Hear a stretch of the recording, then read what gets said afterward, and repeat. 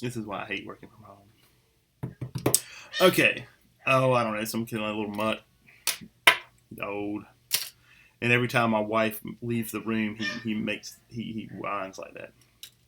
And he needs to go out, but he just woke up, so I haven't had a chance to get him out, and I can't do that now. So let me make sure that my wife knows that she needs to take him out.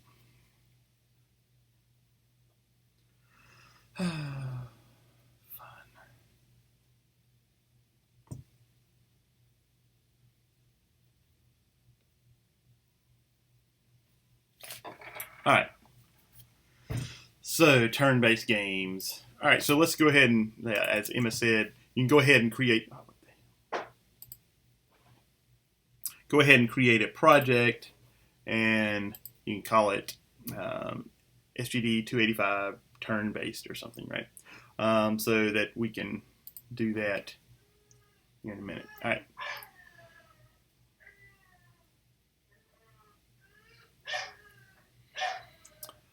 I kind of hate life. All right.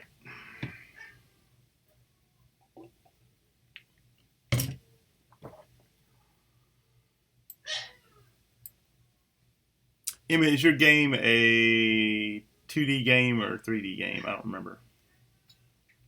Well, I think it's 2D because you were talking about sprites. So, yeah. All right. Let's do 2D then. All right. So, Bivens underscore T, SGD 285, turn based. Right. And I'll put that in my 285 folder.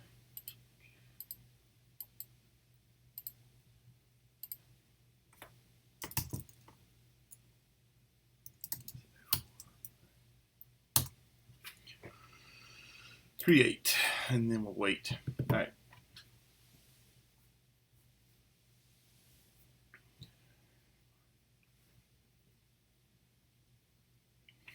All right. So the biggest thing about turn-based, obviously, is the fact that your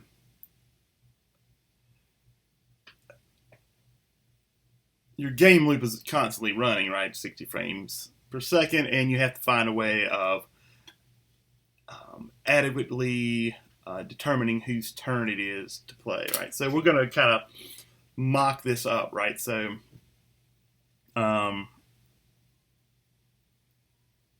without getting into a lot of graphics and that sort of thing, we're going to just have buttons that say, hey, I'm going to take a button to take the turn for each person, and then some way of indicating whose turn it is, right? That makes sense. It'll make more sense in a minute. So let's go to my notes here. There we go. All right, so turn-based games, right?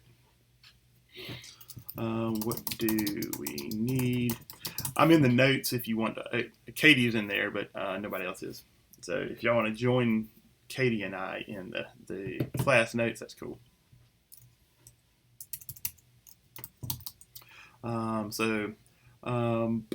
Text to indicate whose turn it is. Right. Buttons to indicate to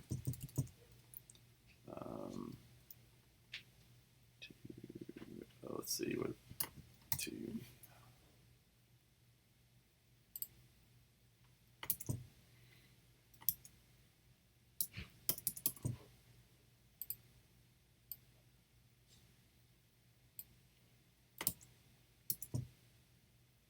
There we go. All right. Buttons to for each player to simulate taking a turn, right? So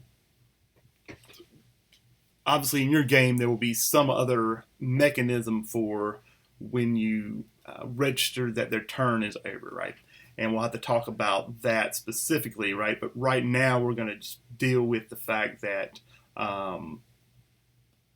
there's a game manager that's going to keep track of whose turn it is, right? And then buttons to switch between them, right? All right.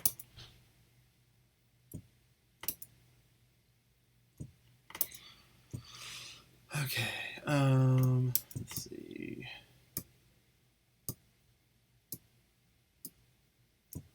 So I can share my screen now, I think.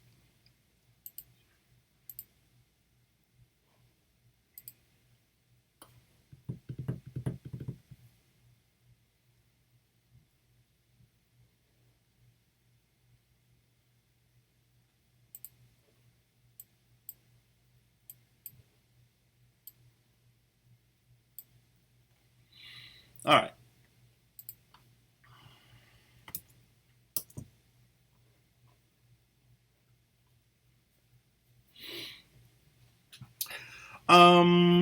Let's see how to start this.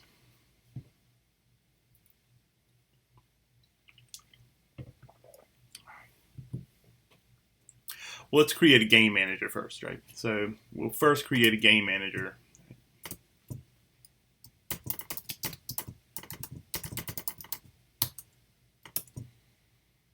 All right, so we're gonna go in here, project, create a scripts folder, obviously, definitely do that, right? Open that up inside of there. C# script, game manager. And then we'll open it up correctly by going to assets, open C# project.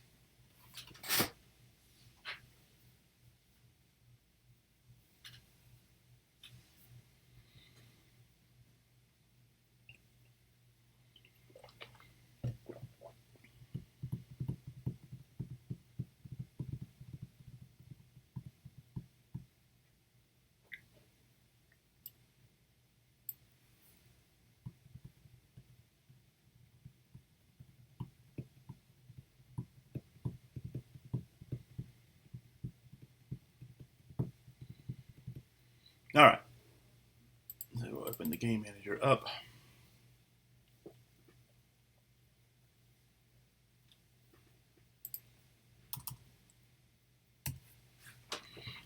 All right, so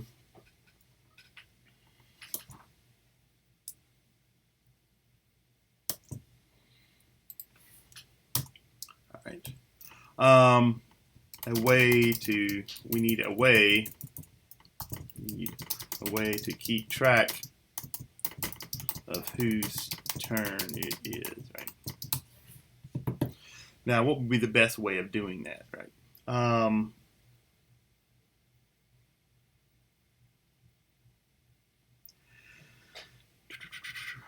Now, in your question of whose turn it is, in that question is kind of built into that is how many people are we keeping track of, right?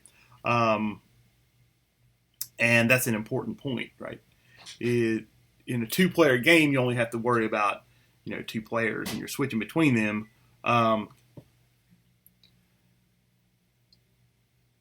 In your game, you only have one player, but you're playing against NPCs. Is that correct?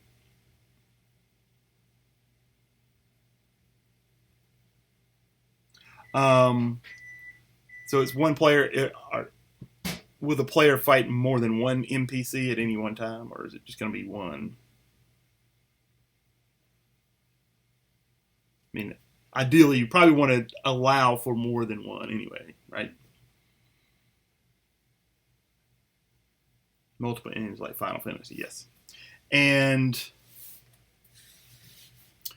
so we have to keep track of multiple things, multiple enemies, or multiple players, right? And how they take turns, right?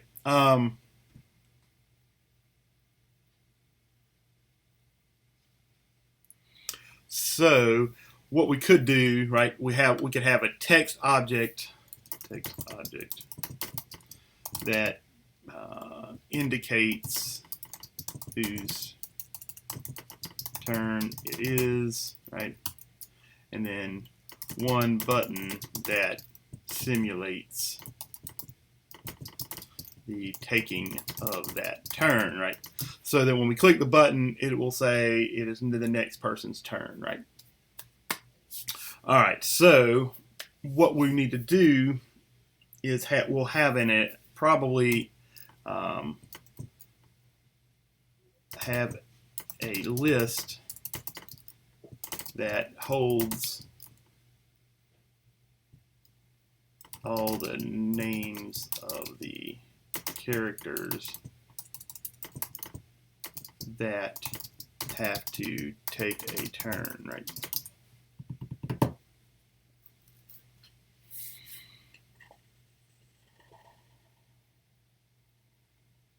Right, so whether we get through all the details of this today, we'll see, right? What we're going to do first is just the display will seem to be doing what we want it to do, even though if behind the scenes everything isn't going to be doing everything that you would need it to do in an actual game. So we're going to work on this piece by piece, all right?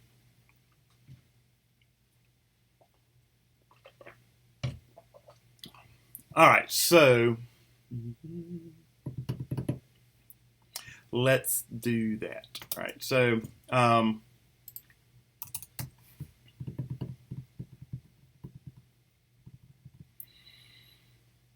because in RPGs usually, I mean, there's sometimes like initiative, right, and all that sort of thing. I don't know how deep your mechanics are going to work, right? How D&D they're going to be, right? Do you know what determines who takes the first move? You have to know that, right?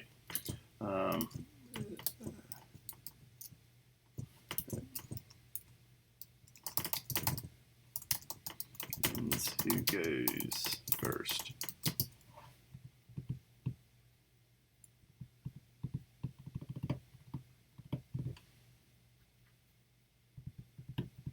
So we're going to start by just cycling. We're not going to worry about the first character thing, right? So we're going to go, let's see.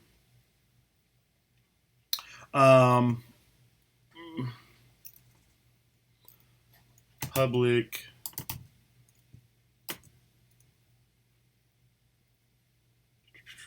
we really need some kind of characters class, right? Because we're going to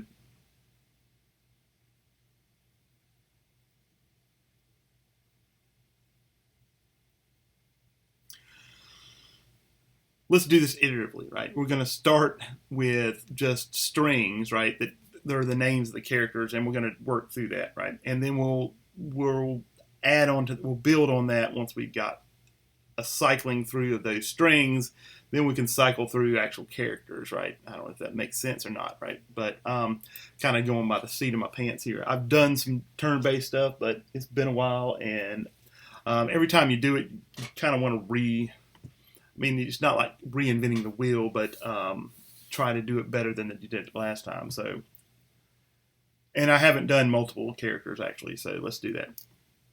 We're going to have a public. If I could type, that would be great. Public list of string type called character list.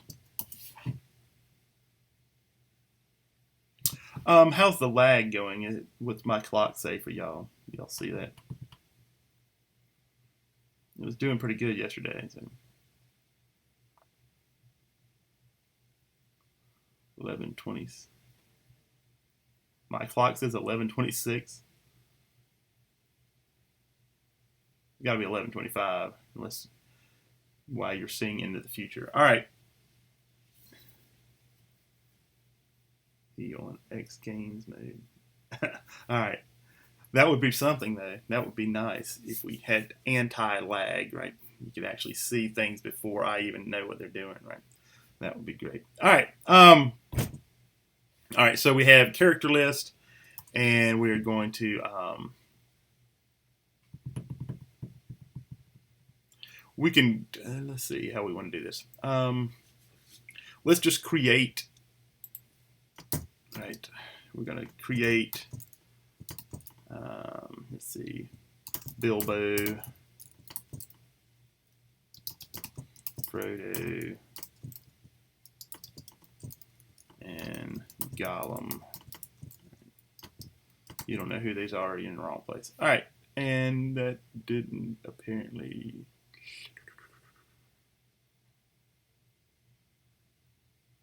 I forgot the damn syntax of doing that. All right, so 1 second. C# collection initializer. I hate when I forget syntactical things like that. And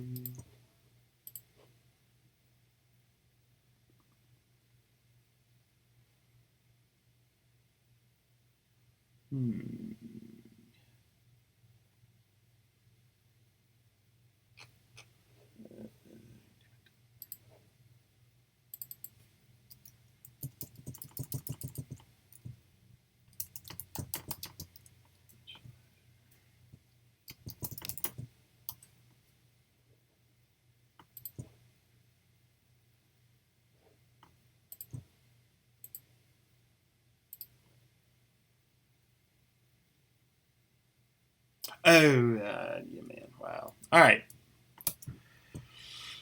I'm stupid. All right, so yeah, you got to put new and all that in there. All right, so new list. Did I do it? String might be helpful instead of string. There we go. All right, damn. Hate when I forget crap like that. All right, so this will give us a list of strings, right? And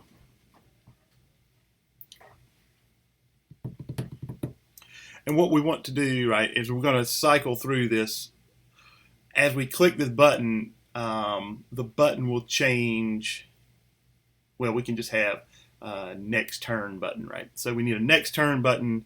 We'll have a, so let's create a text object and a next turn button, right? So let's do that.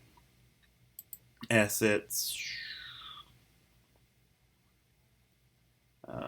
game object, UI, text, all right? And we're going to center it. And we're going to center it that way. We're going to focus there.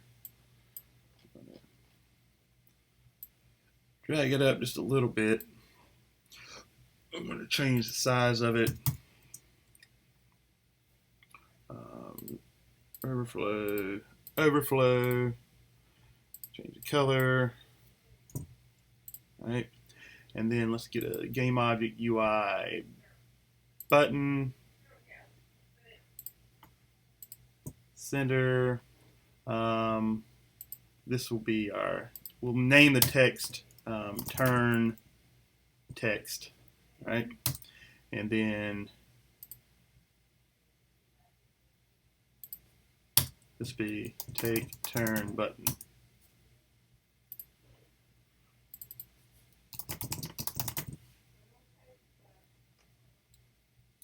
So, all right. If you're following along and I get going too fast, let me know, right? So now we have a text object and we have a button to simulate the taking of the turn, right?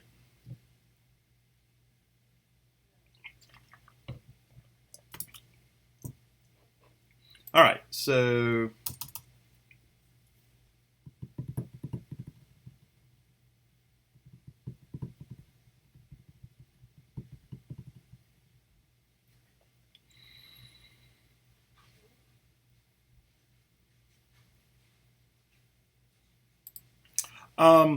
as we know, lists, right? You can access them by index, right? Because they're indexed as well, and it might be easiest to cycle through the list if we do that. If we access them by index, because we can kind of do a mathematical thing. All right. So we're going to say public int current current player index equals 0. We'll say that, right?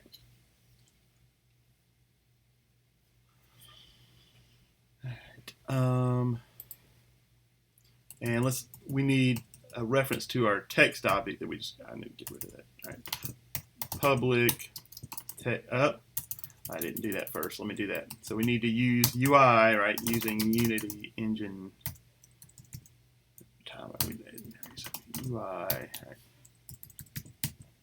And there's a public text. I hate that. Why is that the first thing there? All right, text. Move text.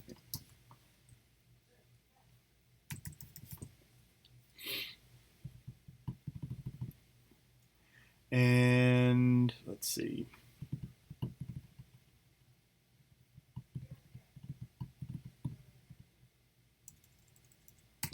Just to show that this actually, that we can access this list, right? So this, just putting it all together slowly, right?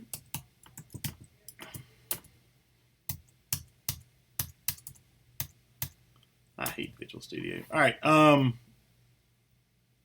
So what we're going to do here is say move text equals character list current player index, like that. All right, so this will access this character list, and it will access the 0 element, which will be Bilbo, right? And we should see Bilbo when we run this once I put Game Manager on the Game Manager, which I haven't created yet, so let's do that. All right, so let's do that. I haven't created a Game Manager here, so we need an empty game object, and we'll call it, all right.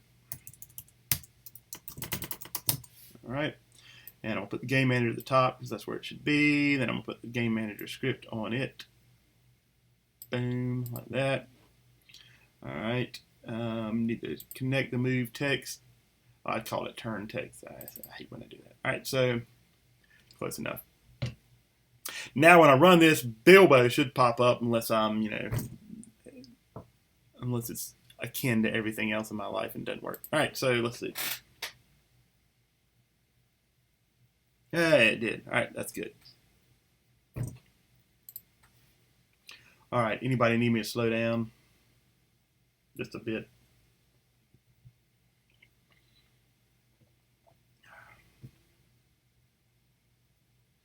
All right, cool. All right, so we have a list of players, right? And that's in a real game, what you'll do is probably fill that list dynamically dependent on the scenario, right? So if you come upon a band of gypsies that want to take your money or something, right? You'll have to kind of poll all the characters that are in the scene, right, and fill that list before you start your combat, if that makes sense, right? So at the beginning of combat, you'll fill that character list up. Does that make sense? But right now we're doing it, which is just strings, right? Eventually, what we'll do is build on this, and we'll actually create a character class, and the list will be actually a character list. It'll be a list of characters, and you'll have to pull their name out of to display it. All right.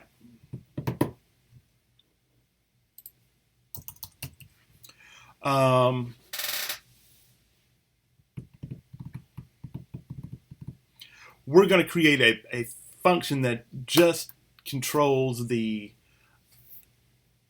clicking of the button, and then the button's going to call another function that actually changes the turn, right?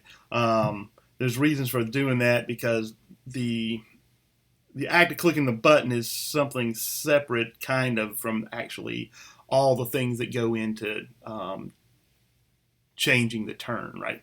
What we're doing here, there's not very much going on when the turn changes, but in a full game, which we're going to work towards, right, there may be all sorts of different programmatic things you have to take care of when the turn changes, right?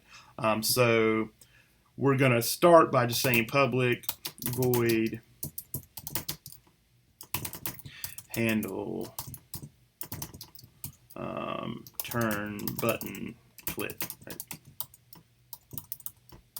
And we'll make it a stub just by saying debug.log.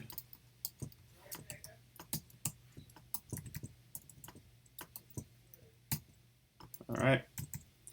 And this will just make sure the button's actually working, right? So we'll come over here and we'll go to a button and we're going to say add a function, add an action, right? And the object to which the script is attached is the game manager. So we go to the scene, game manager, then we come down here and say game manager handle turn button click. All right. Let's turn the console on so we can see what we're doing when it happens, and then we're going to run it.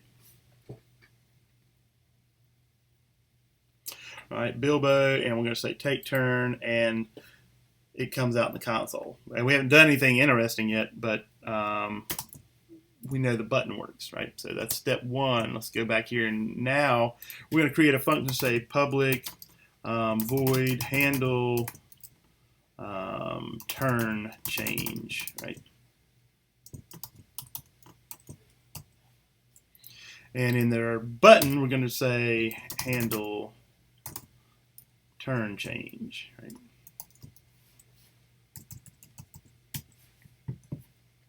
All right, so all we have to do here now is increment the current player index, right? So we're going to say current player index plus plus, right? And then we'll update move text dot text equals character list current player index, there, like that. All right.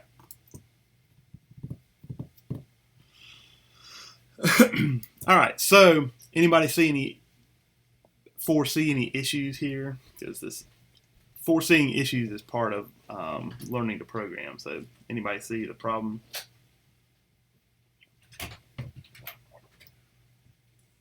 Well, you'll see it in a minute if you don't. All right, so let's try that. It will go above the number of characters. Yes, right? And you'll see what error.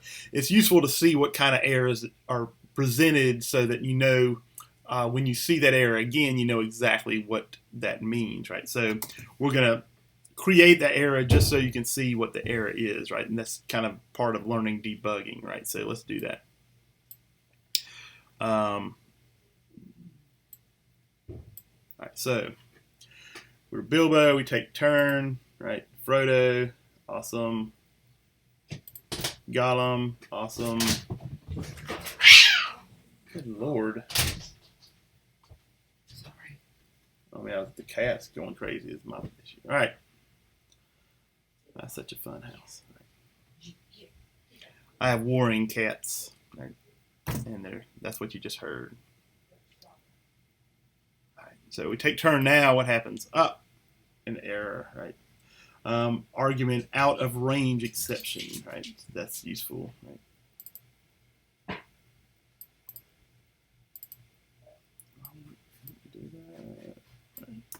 We'll put this in our notes.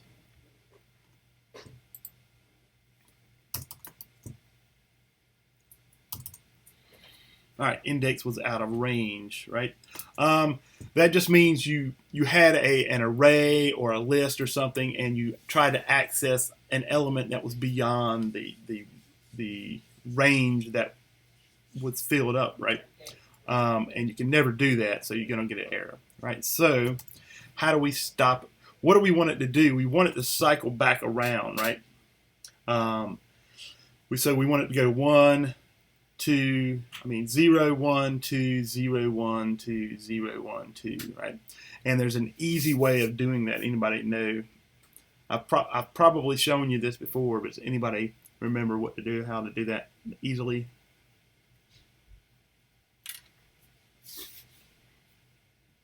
It's a neat trick that programmers will use, because there's ways of doing it in all sorts of different lines of code, but there's like a simple way of doing it. If you just need it to cycle back around, so if you just 0 1 2 0 1 2 like that, the easiest way to do it is this right here, right? So we're going to come into this line, all right? Instead of that, we're going to say, we're going to put it in parentheses. We're going to say character, not that current. If I could type, that would be great. All right, +1, right? Mod. Everybody remember mod sign, right? Mod character list. It's size. I think it's size. No, or length.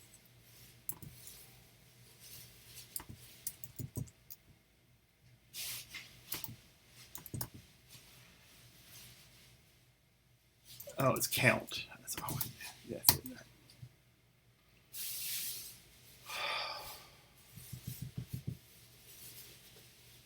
Like a range, yes.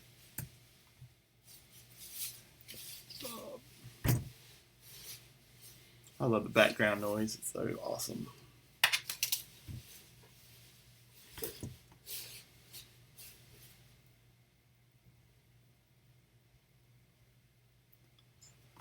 Oh, my life is wonderful. All right.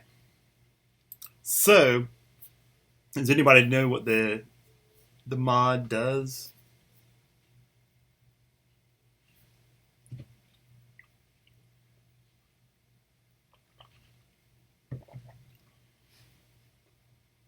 What is it? The long term is modulus.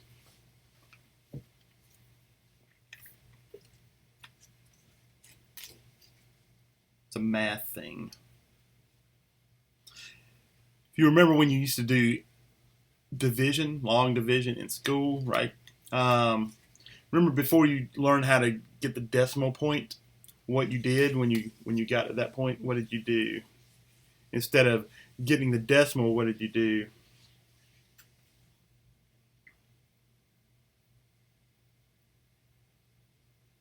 Like if I asked you 5 divided by 2 before you learn how to get a decimal point, what did you do?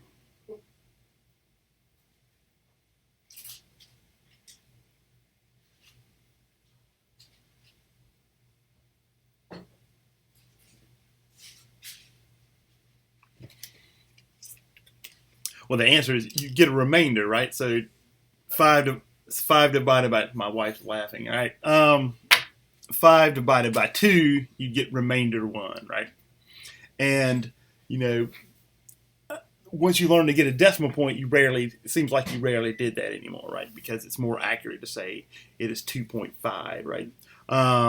But in programming terms, there's very good reasons to know what that remainder is, and this is one of them, right? Because it's a neat trick, right? Because what we have here is we have 3 player indexes, 0, 1, and 2. There's a count of 3, right? So if you divide the current player index by 3, the remainder will be, you will never exceed the range, right? And there are other ways of doing this, right? There are functions that can do this, but this is the quickest way of doing it, right? So that the current player index this way will never exceed 2, right? Because if it gets to 3, if current player index gets to 3 and you mod it by 3, the remainder is 0, right? So that is the cool little trick.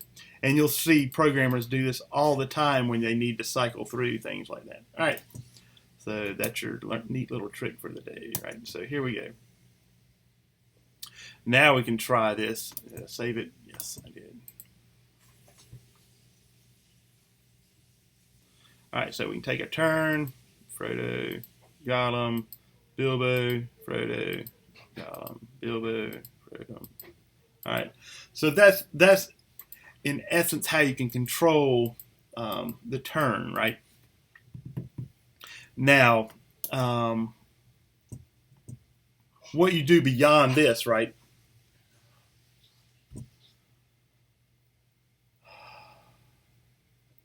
What you do beyond this is, we get into more complexity, right? So that the handle turn change would probably be called by something other than a button click necessarily, right? Because if the NPC is doing it, they're not be clicking a button, right? So they're going to have some way of deciding what they do, and then they will once the NPC has done their thing, you will have to have some way of indicating that, hey, I've done this thing, and now the turn is changed, right? But that is in essence the simple, quick and dirty way of handling the turn change, right? I'm going to throw this file into our shared folder, right? So you can do that because we have this here. Where is it? There. It's here, code. Let me create a new folder in here, and we'll call this turn based. Right? And I'll take this game manager and I'll slide it right there. All right, so that game manager is there, and all right. So let's see. I think this is a useful, without objection, right? We can turn this into a more long-term thing. Emma does have the most ambitious project, I think, of all of you so far, and I think it can be useful for all of you by following down this path, right? So, without objection, I think next week we will continue looking at this, because I think it will present interesting things that we can learn from, right? In fact, the singleton thing that I was talking about doing, we could kind of weave into this as well, right? So let's think about next week, right? Next week, what's the next step? Next week, create character or NPC classes, right? That we can access instead of just the strings that we're using now, right? So questions about that?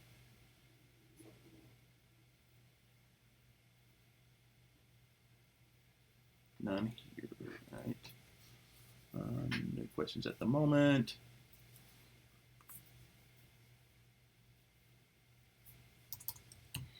Let's see, Jacob. Jacob, what was your project going to be? Do you? I noticed in your dev log it was kind of slim on details as to what the project was going to be.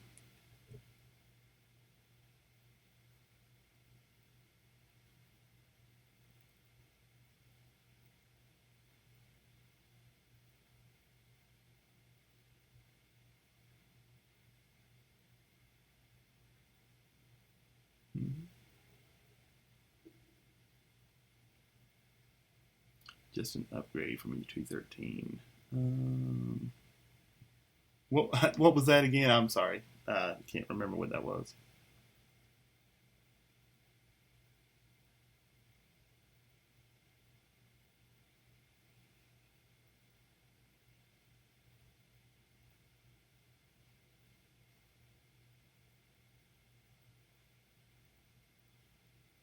Okay, gotcha.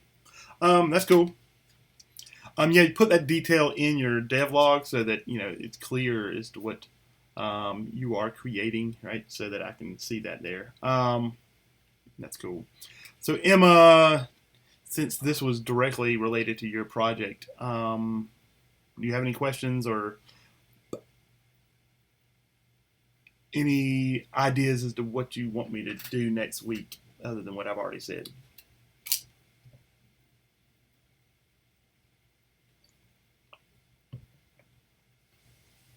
All right, that's cool. So next week we're going to kind of build on this. I think I might work on the single. We might address the singleton issue as well, because I think the singleton idea is important for the whole software engineering part of this. That is what this class is supposed to be. So we're going to do that. All right. If there aren't any more, I'm going to go ahead and stop recording.